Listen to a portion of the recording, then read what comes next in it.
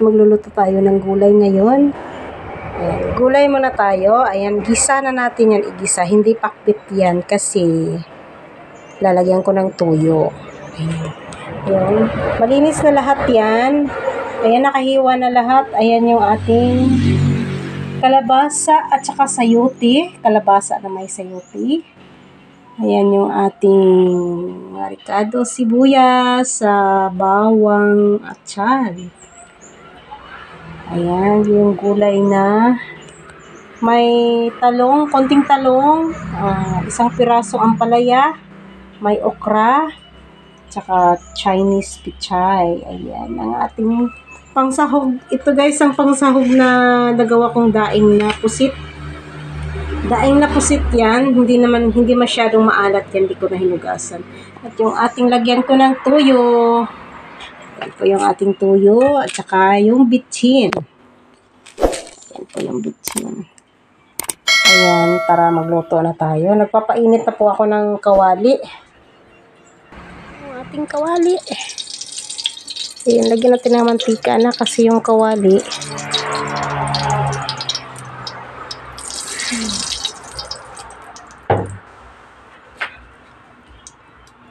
Gisa na natin yung pangsahog.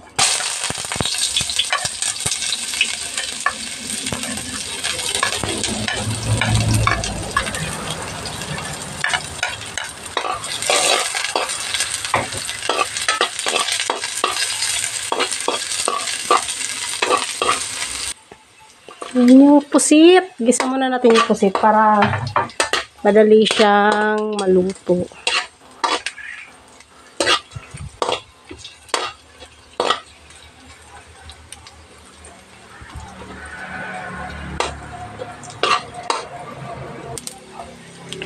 Gulay, kalabasa, saka sayote.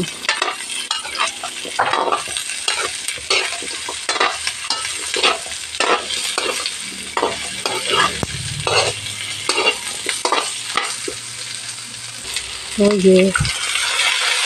Kunti lang tuyo kasi yung may ano tayo, daing na pusit.